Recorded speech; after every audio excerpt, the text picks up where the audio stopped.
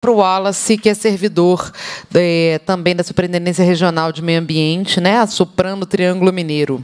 Boa tarde a todas, todos e todes. Boa tarde, presidenta, deputadas, colegas do CISEMA, que estão aqui representando a secretária Marília.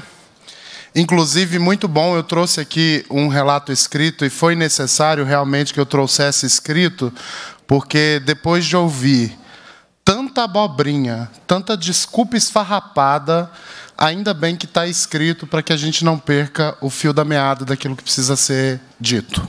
Eu quero cumprimentar, em especial, os servidores públicos que estão aqui presentes e quem está acompanhando do Sistema Estadual de Meio Ambiente, servidores de carreira, pessoas que são trabalhadoras e trabalhadores que têm a vocação da luta por um meio ambiente ecologicamente equilibrado, em defesa da justiça socioambiental e de um serviço público que seja pautado pela legalidade e na observação dos interesses que são difusos, que são de todas e todos.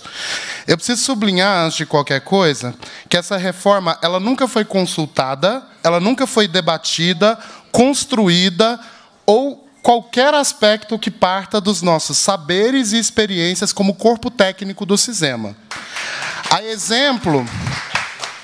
exemplo de todas as políticas ambientais implementadas pelo governo Zema até agora, nós tivemos acesso ao projeto junto com o restante da sociedade e não há movimento nenhum dentro dos servidores de meio ambiente para defender esse embuste, essa excrescência, que está sendo proposto para a sociedade mineira. Trata-se de uma estrutura pensada pelos seres iluminados do gabinete da secretária, sem absolutamente nenhuma consulta aos trabalhadores e trabalhadoras dessa secretaria, e como o próprio subsecretário colocou, que foi consultado um grupo de 10 a 15 servidores, os alecrins dourados. Nós do interior, nós das regionais, nós que compomos o trabalho dessa secretaria, soubemos junto com o resto da sociedade. Antes da gente iniciar a análise sobre a reforma administrativa, é muito bom pontuar também, a gente se perguntar onde está a secretária Marília Mello nesse momento. Ela não pôde vir num debate que fala sobre o nosso licenciamento, sobre o nosso território, sobre as mazelas gravíssimas que já foram apontadas aqui, mas ela está fazendo um mochilão em Washington para participar da cúpula climática lá dos Estados Unidos, porque é muito importante que o governo Zema e a secretária continuem fazendo marketing verde de um governo, enquanto aqui dentro, no território, a gente sabe a destruição que continua. Então, ela está lá fazendo propaganda, enquanto a gente está aqui enfrentando desmonte. A gente diz isso principalmente porque essa pauta das mudanças climáticas nunca foi importante na SEMAD, visto pelos desarranjos ambientais da secretaria, e vocês vão ver ao longo dessa fala o que eu me refiro. Retomando a análise dessa reforma administrativa, é imprescindível que a gente entenda que se trata da realização de uma promessa de campanha do governador Romeu Zema. Ele fez essa promessa lá em 2018, enquanto ainda era candidato. Qual que era a promessa? Acabar com o Sistema Estadual de Meio Ambiente e subordinar esse sistema à Secretaria de Agricultura, Pecuária e Abastecimento. Isso foi feito. Não foi feito formalmente, mas a secretaria ela já acabou. Já faz tempo que nós não temos uma Secretaria de Meio Ambiente que exista com autonomia. Isso aqui é farsa. E aí a deputada Beatriz colocou muito bem, e a Bela também, que a maior preocupação é com os licenciamentos, é com os empreendimentos licenciados.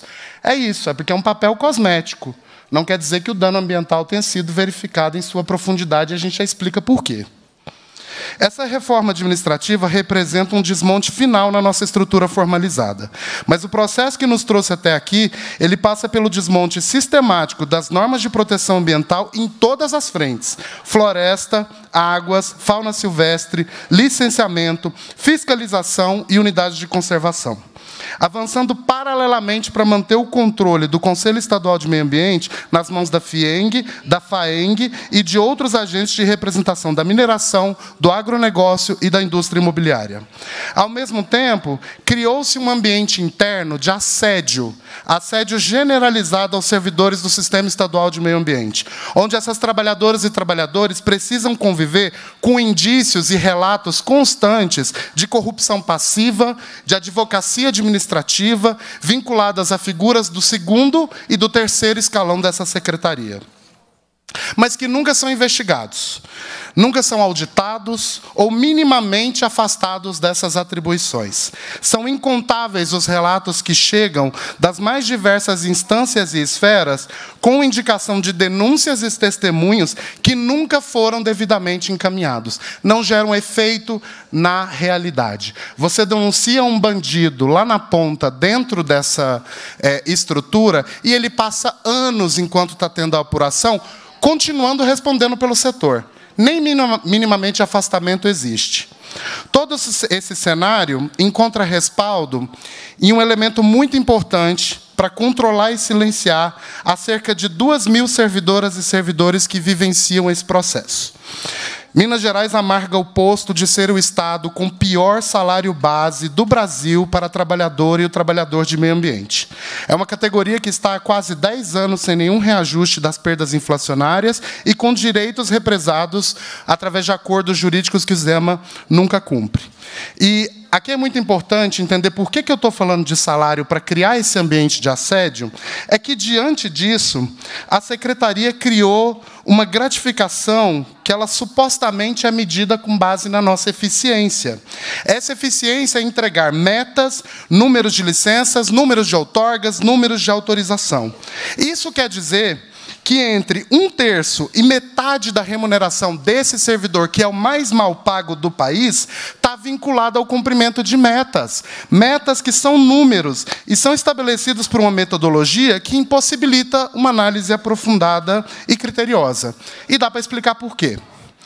Para você fazer a aprovação de um projeto na forma que ele foi proposto, deputada, de forma rápida e pouco trabalhosa, basta que o técnico concorde com todos os diagnósticos, estudos e métodos que o empreendimento propôs.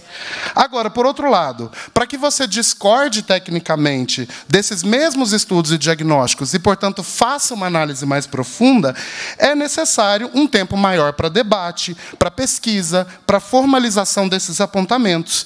Então, essa é a questão.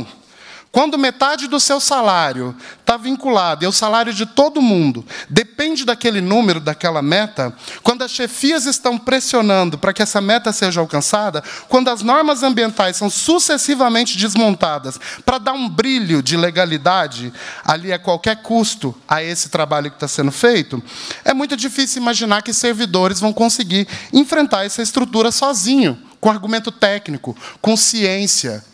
Ciência não consegue desmontar a vontade política de quem quer lotear o Estado para interesse privado. É típico de governo proto-fascista que ele seja anticientífico, e nós estamos vivendo isso. Então é bom sublinhar nesse cabeçalho. Zema é o Bolsonaro de sapatênis e Marília é o Ricardo Salles que fala uai. Com isso, já virou regra termos um controle ambiental atropelado, superficial, onde falta efetivo de servidores, não se fala em concurso público, falta valorização profissional, faltam boas normas e procedimentos e falta seriedade política e comprometimento na alta hierarquia do órgão. Com essa caracterização geral, dos processos que ocorreram até aqui, a gente pode entender que a principal finalidade dessa reforma administrativa, que é o último passo para acabar com o Sistema Estadual do Meio Ambiente, é uma só. O governador Romeu Zema e a secretária Marília Mello querem essa reforma com a única finalidade de blindar midiaticamente as suas figuras contra o maremoto de casos de corrupção passiva e advocacia administrativa que podem estar prestes a eclodir na secretaria e que se aprofundará a partir de agora com essa reforma. A gente pode explicar. A principal justificativa da secretária Marília, que ela utiliza para essa reforma, ela é constrangedora. É sustentar que ela quer evitar interferências políticas dentro do nosso ordenamento na secretaria. O aspecto que é bizarro nisso é que a Marília, ela é em si a principal agente política dessa secretaria. Então, isso significaria dizer que, se ela tem competência de exonerar qualquer pessoa e de nomear qualquer pessoa, blindar politicamente de interferência política quer dizer nos proteger dela mesma. Né? Então, isso não faz sentido em momento algum, em lugar nenhum. No bom mineirês, para deixar nessa conversa fiada aí da secretária, a gente pode analisar essa estrutura que está sendo proposta. Hoje, com a estrutura atual, todos os superintendentes e subsecretários estão ligados hierarquicamente direto à secretária. Então, quer dizer que os indícios graves das ações criminosas que podem estar ocorrendo com alguma leniência do alto escalão dessa gestão vai cair diretamente no colo da secretária, que compõe o primeiro escalão do governo Zema.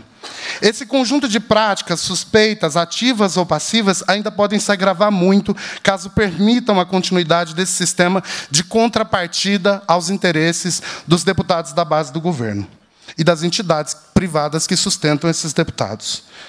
É evidente que daí se tem um prejuízo político potencial para o governo. Então, o que ele quer com essa reforma é garantir que, quando a exposição de todo o chorume que está acontecendo ocorrer na mídia, ela esteja localizada lá numa autarquia. O licenciamento está lá longe, a léguas da secretária. Não é mais um superintendente em que a chefia imediata dessa superintendente é a secretária. Agora está lá longe e eu posso queimar uma cadeia de pessoas antes que isso chegue no primeiro escalão do Zema e comprometa o próprio governador. Porque o sistema de contrapartidas a deputados vai continuar existindo. Vai continuar existindo. Para concluir, Wallace, vamos lá. É importante ressaltar que, embora IEF, FEAM e IGAN sejam autarquias que, teoricamente, são autônomas, há anos que as decisões políticas dessas entidades são tomadas pela administração direta na figura da secretária. Eles não têm sequer autonomia financeira. Então, é só cosmético. Vai jogando a FEAM e a FEAM nem decide sozinha o que quer. É só para ter alguém para a gente jogar a culpa quando esses esquemas dos interesses privados vierem à tona e a gente proteger a figura da secretária, que quer ser ministra do Meio Ambiente, quer ser presidenta da Agência Nacional de Águas, então ela precisa se blindar.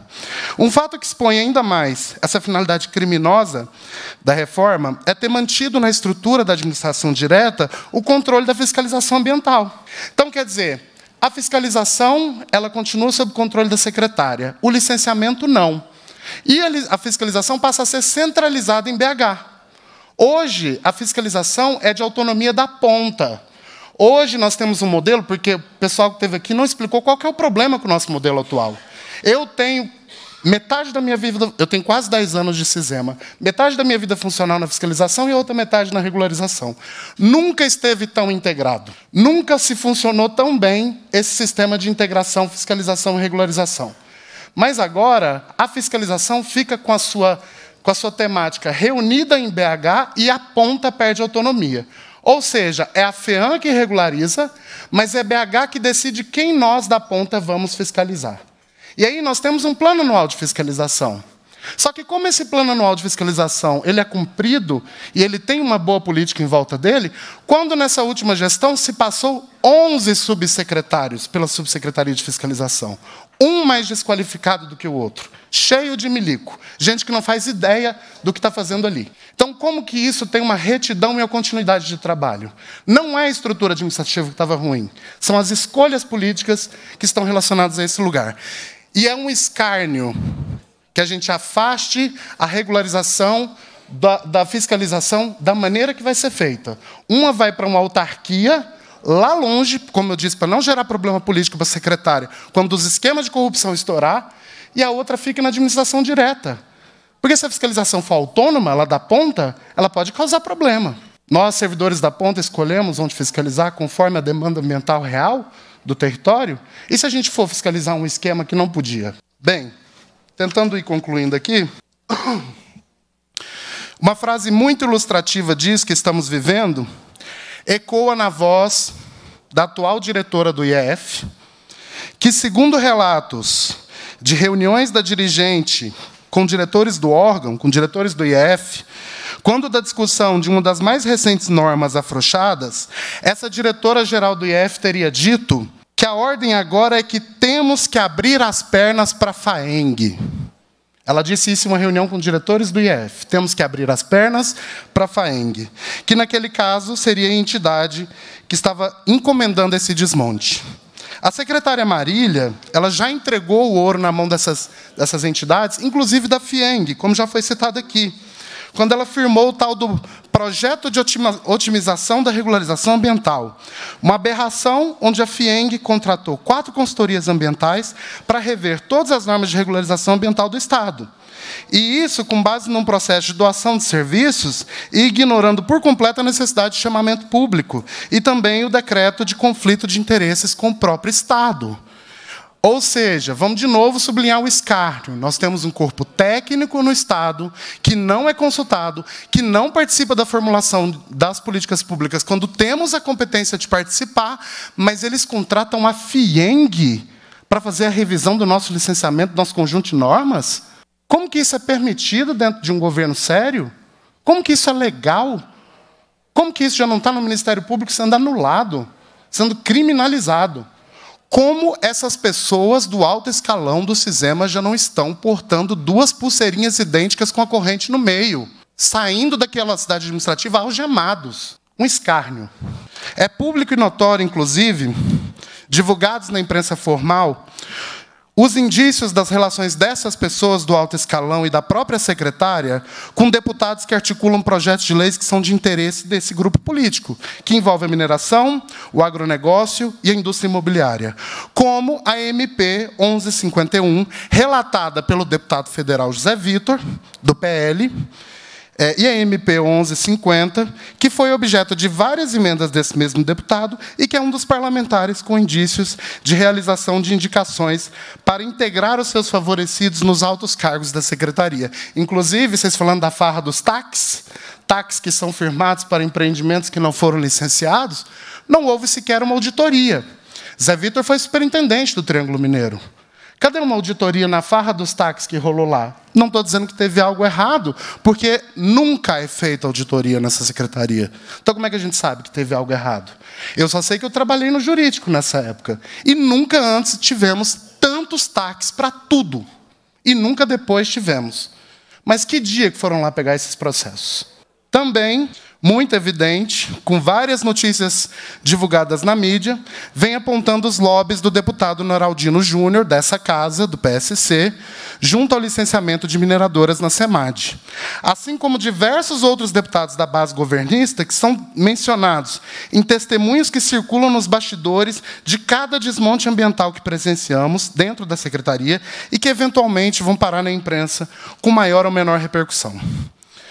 Para finalizar, como servidor, em nome de milhares de servidores e servidoras que têm a sua voz representada por mim aqui nesse ato, eu preciso salientar que se a secretária de Meio Ambiente e Desenvolvimento Sustentável de Minas Gerais, se ela se considera uma pessoa séria, ela deve pedir a exoneração desse cargo. Se ela é uma de nós, como servidora de carreira, como ela gosta de ressaltar em seus discursos políticos, ela deveria renunciar em demonstração de que ela própria não é chefe dessa organização criminosa.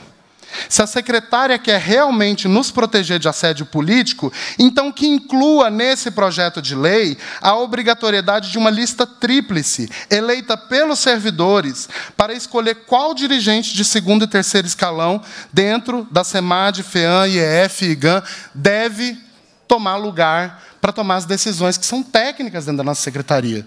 Porque somos nós que sabemos quem são as pessoas sérias e qualificadas em cada setor. E já está comprovado que nós sabemos disso melhor do que a própria secretária, tendo em vista que o alto escalão do CISEMA hoje é repleto de gente desqualificada tecnicamente e comprometida politicamente com interesses particulares dessas fundações, dessas federações, sobretudo FIENG, FAENG e indústria imobiliária.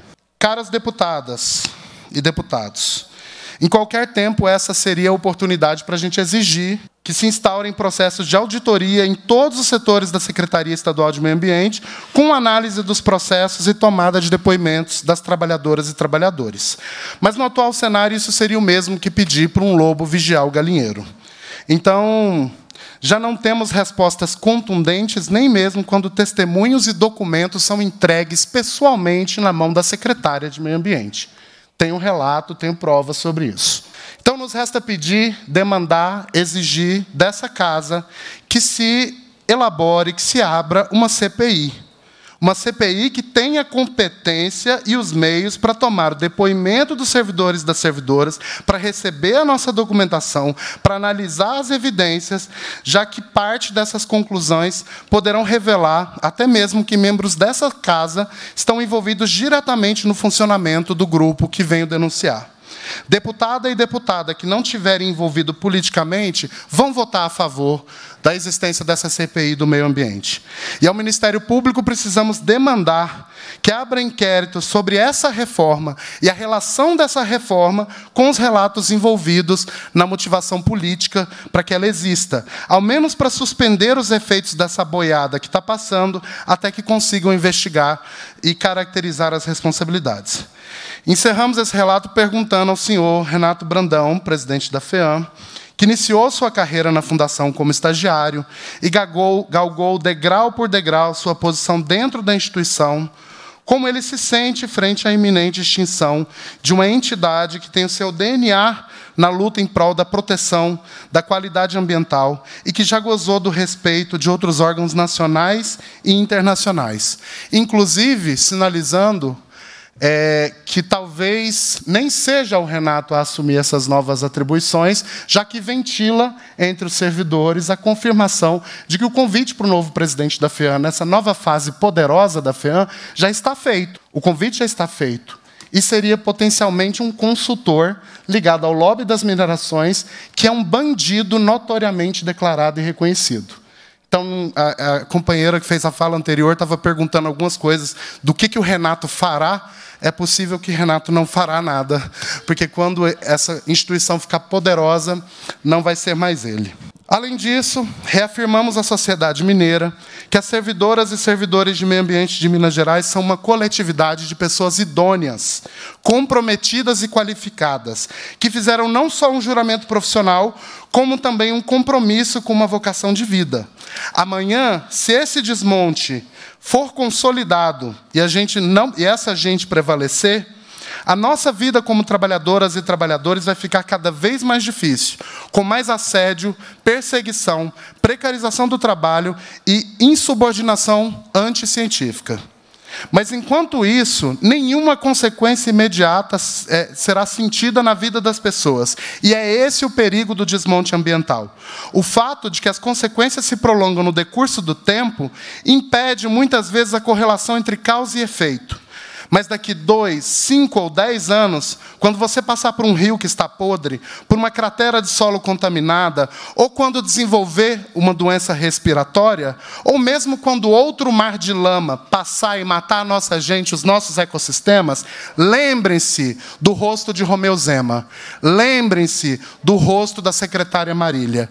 Lembrem-se, porque nós jamais esqueceremos. Obrigado. Pela ordem, presidenta. A palavra.